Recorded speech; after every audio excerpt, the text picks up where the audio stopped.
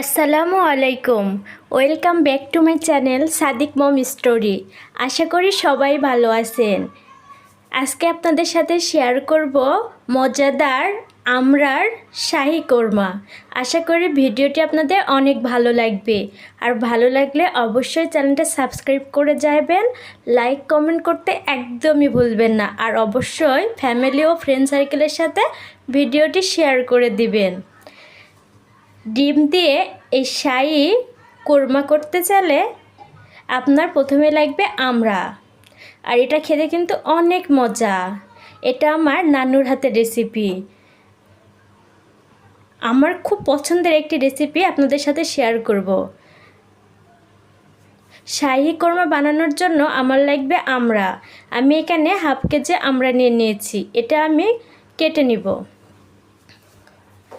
আর এদিকে ডিম সিদ্ধ করতে দিয়েছি, কারণ আমি কোরমাতে ডিম ব্যবহার করব। আপনারা না চাইলে নাও করতে পারেন, কিন্তু আমরার এই কোরমাতে কিন্তু ডিম ব্যবহার করতে হয়, তাহলে স্বাদটা অনেক ভালো আসে। আমড়াগুলো আমি এইভাবে কেটে নিয়েছি, একটা আমড়ার মধ্যে ফালি করে দুই ভাগে ভাগ করে নিয়েছি। আর এখানে নিয়েছি গরম মশলা, দারচিনি আর সাদা এলাচ, শুধু এই দুইটি উপকরণেই কিন্তু এই রান্নাটা হবে। আর কোনো গরম মশলা এখানে ব্যবহার করব না। আর এই রান্নাতে কিন্তু আদা রসুন কিছুই ব্যবহার করা হয় না। আমড়াটা আমি সিদ্ধ করে নিব। আমড়ার যে টক ভাবটা থাকে সেটা যাতে না থাকে, এই জন্য আমি আমড়াটা একটু সিদ্ধ করে নিব।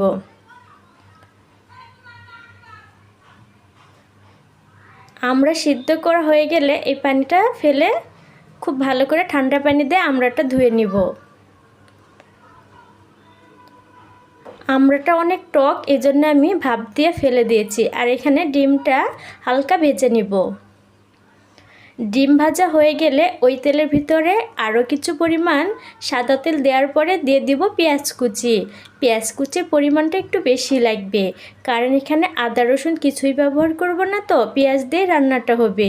পেঁয়াজ আর গরম মশলা, দারচিনি, তেজপাতা ও সাদা এলাচ দিয়ে রান্নাটা করব।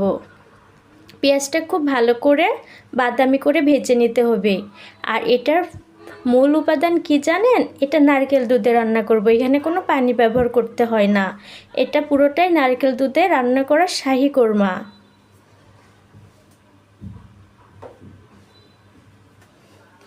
এর জন্য আমি এখানে কুড়ানো নারকেল নিয়ে নিয়েছি। নারকেলটার খুব ভালো করে পানি দিয়ে দুধ বের করে নিব। আর পেঁয়াজটা এদিকে বাদামি করে ভেজে নিচ্ছি। আমড়ার ভর্তা খেয়েছেন, আমড়ার আচার খেয়েছেন, কিন্তু এইভাবে শাহি কোরমা কি কখনো খেয়েছেন? না খেয়ে থাকলে অবশ্যই বাসায় একবার হলেও ট্রাই করবেন, এটা আমার রিকোয়েস্ট। আশা করি আপনাদের অনেক ভালো লাগবে। খুব ভালো করে পেঁয়াজের সাথে আমড়াটা দিয়ে এখন ভেজে নিতে হবে। সময় নিয়ে আমড়াটা কিন্তু ভাজতে হবে।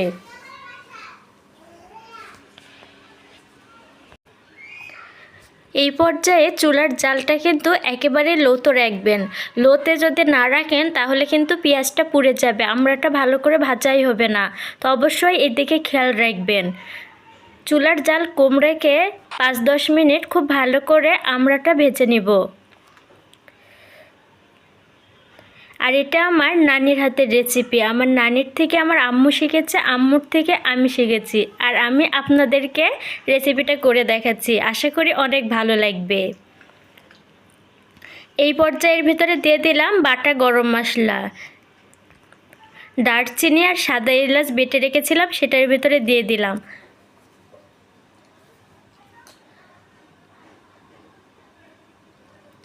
গরম মশলাটাও একটু ভেজে নেব, বেশি ভাজবো না, তাহলে পুড়ে গেলে গরম মশলা কিন্তু তিতো লাগবে।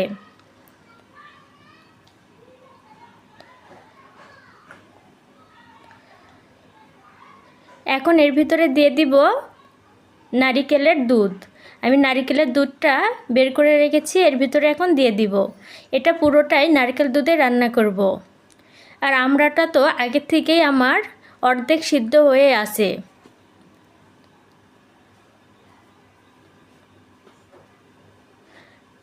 সিক্সটি 60% আমরা সিদ্ধ করে নিয়েছি আমি আগে, এখন বাকিটা আমি নারকেল দুধে সিদ্ধ করে নিব।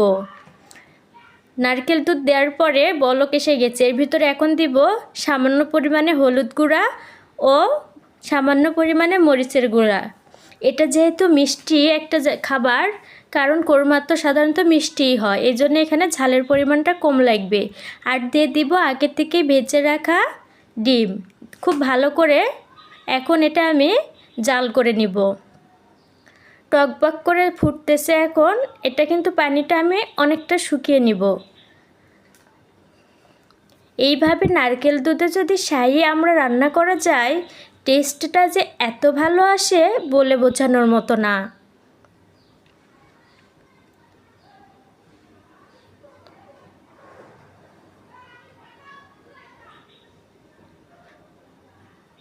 ঝোলটা অনেকটা শুকিয়ে এসেছে।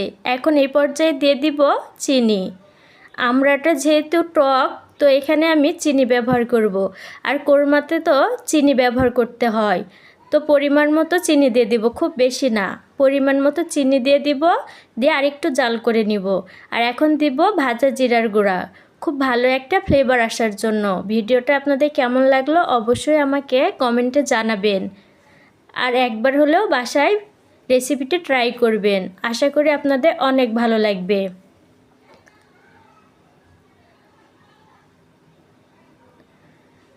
এটাতে কিন্তু ঝোল থাকবে না, এরকম তেল উঠে যাবে।